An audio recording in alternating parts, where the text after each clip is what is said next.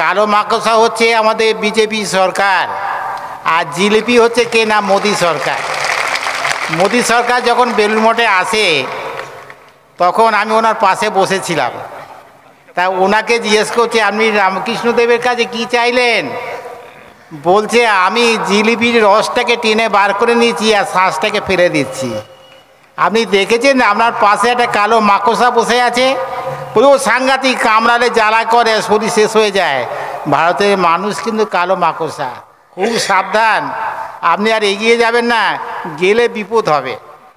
তিনি তখন বলছেন মহারাজ বড় পাজি, আমাকে বড় বড় কথা বলে, কিন্তু আমরা কথা সবসময় মানুষের পাশে থাকি। আজ ভারতের যে অবস্থা, আমরা যদি হিন্দু মুসলমান খ্রিস্টান বৌদ্ধ জৈন সবাই যদি এক হয়ে না থাকি, আমাদের বিপদ অনিবার্য। সেই জন্য আমাদের একসঙ্গে সব লাঠিগুলো একসঙ্গে জড়ো করতে হবে। এ করতে করিয়া কাজ নাহি যাবে নাহি লাজ। আমরা যদি মিলেমিশে সবাই থাকি তাহলে কারো ক্ষমতা নেই, আর বিজেপি সরকারও ক্ষমতা নেই যে আমাদের ধ্বংস করে দিতে পারে। এই যে সিএ এসআই বা এই সমস্ত যে আইনগুলো চালু করছে, আমি দিল্লিতে গিয়েছিলাম।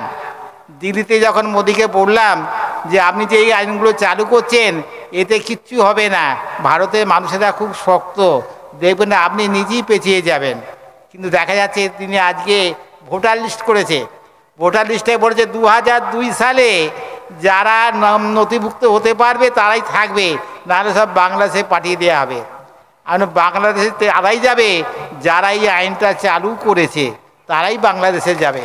কিন্তু ভারতের ভারতের মধ্যে থাকবে, তাদেরকে সরাবার ক্ষমতা কারো নেই। এই জন্য আমরা প্রতিটা মানুষকে বলি, ঠাকুর বলতেন কি জানো, বলছে আসমানে কুচকুচে কালো মেঘ দেখা যায়। তা আমরা ভাবি যে বিকালবেলা এই অন্ধকার নেই, এখন সূর্য ডুবে গেছে, কিন্তু কালো মেঘ কোথায়? আমাদের বিশ্বনবী বলেছেন যে আসমানে কুচকুচে কালো মেঘ হচ্ছে এই সভায় যে মায়েরা বসে আছে, বাবারা বসে আছে, তার মাথার চুলটা তো কালো, সেই জন্য বলেছে আসমানে কুচকুচে কালো মেঘ দেখা যায়। এইবার বিশ্বনবী আবির্ভূত হলেন, তিনি কোথায় এলেন না ফাঁকা মাঠের মধ্যে, যে এই সভাতে আমরা বসে আছি ফাঁকা মাঠ, এই সবার মধ্যে এসে বললেন কি অমুকের জমিতে পানি দাও। অর্থাৎ আজকে ইসলাম ধর্মটাকে বড় করে তোলো, এই ইসলাম ধর্ম যদি বড় করতে পারি তাহলে আমাদের জয় অনিবার্য। সেখানে একজন বৃদ্ধ লোক ছিল, বৃদ্ধ লোক তার জমিতে মাটি কাটছে। নবী তাকে জিজ্ঞাসা করলেন তুমি এটা কি করছো? বলছে আমি জমিতে মাটি কাটছি, এটা আল্লাহর জমি, এই জমিতে আমি ফসল ফলাবো। তিনি বললেন আমি আল্লাহকে বলে দেবো তোমার জমিতেই পানি দেওয়া হবে, অন্য কোনো জমিতে পানি দেওয়া হয় না। এই হচ্ছে আল্লাহর জমি, হচ্ছে এই সভা। এই সভাতে আমরা যদি এসেছি, আমরা সবাই মিলে যদি থাকি তাহলে আমরা আনন্দ অনুভব করব। কেন আজকে আমি হিন্দু হয়ে কিন্তু আমি ইসলাম ধর্মের সব কাজই করি। কেন করি না, আমার জন্ম হচ্ছে হিন্দুতে, কিন্তু ইসলাম মায়ের কাছে আমি মানুষ হয়েছি, 5 বছর মানুষ হয়েছি। মানুষ হওয়ার পর বেলুড় মঠ রামকৃষ্ণ মিশনে এসেছি এবং সেখানে এসে পড়াশোনা করেছি, ডাক্তারি পাস সব কিছু করেছি। আজকে যে আমার একটা অসুখ করেছিল, সেই অসুখটাতে 16 লক্ষ টাকা খরচা হয়েছিল। কারা দিয়েছে? ইসলাম ভাইরা দিয়েছে, হিন্দু ভাইরা দেয় না। তারা আমাকে বাঁচিয়ে এনেছে। আমার 5 বোতল ব্লাড লেগেছে, কারা দিয়েছে? ইসলাম ভাইরা দিয়েছে, তার ব্লাড দিয়েও আমাকে বাঁচিয়ে এনেছে। তাহলে তিনি বলছেন একই বিনতে দুটি কুসব, হিন্দু মুসলমান আমরা সবাই ভাই ভাই, আমরা মিলেমিশে থাকি, এ করতে সব কাজ হবে। ঠাকুর রামকৃষ্ণদেব যখন দক্ষিণেশ্বর কালী মন্দিরে হিন্দু আর ইসলামের মধ্যে একটা লড়াই বেঁধেছিল, সেই লড়াইয়ে ঠাকুরকে জিজ্ঞাসা করছে আচ্ছা ঠাকুর তুমি বলো তো কে বড়, আল্লাহ বড় না কালী বড়? বলে তোরা বিবাদ করিস না, আমি মাকে গিয়ে জিজ্ঞাসা করে আসি।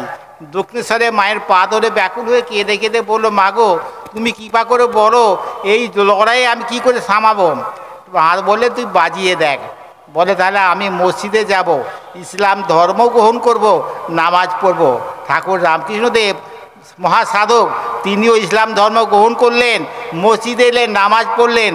3 দিন বাদে বেরিয়ে যখন এলেন, দেখলেন একদিকে হিন্দু ভাইরা, একদিকে ইসলাম ভাইরা। বলে কী দেখলেন? বলে আমি দেখলাম বিশাল একটা সমুদ্র, নদী নালা খাল বিল সব তার ঘাড়ে পড়ছে, সমুদ্র ঘাড়ে কার পড়ছে না।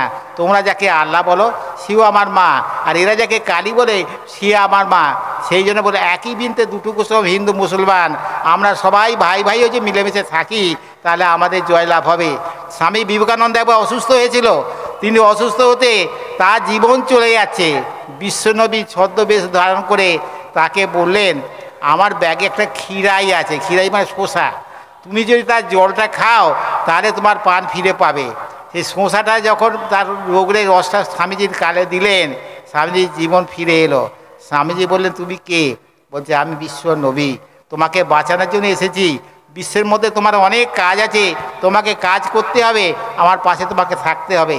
সেই জন্য আমরা দেখি যাকে আমরা নবী বলি, আর হিন্দুরা তাকে স্বামী বিবেকানন্দ বলে, সব জিনিসটা এক। এই বলে আমাদের বক্তব্য শেষ করলাম। হরি ওম তৎসৎ। অসংখ্য অসংখ্য ধন্যবাদ। স্বামীজি তিনার বক্তব্য রাখলেন মন জড়ানো। অধিকার কে কাড়াবে, কার বা ক্ষমতা আছে, সঙ্গে যখন প্রাণপ্রিয় ভাইজান আছেন। আমরা এই সংখ্যালঘু সংহতি মঞ্চের আহ্বায়ক কনভেনার প্রাণপ্রিয় ভাইজান, তিনি একত্রিত করে এক বৃহৎ লড়াইয়ে সামিল হতে চলেছেন। এখন আপনাদের সামনে বক্তব্য রাখছেন আমাদের প্রাণ প্রিয় ভাইজান।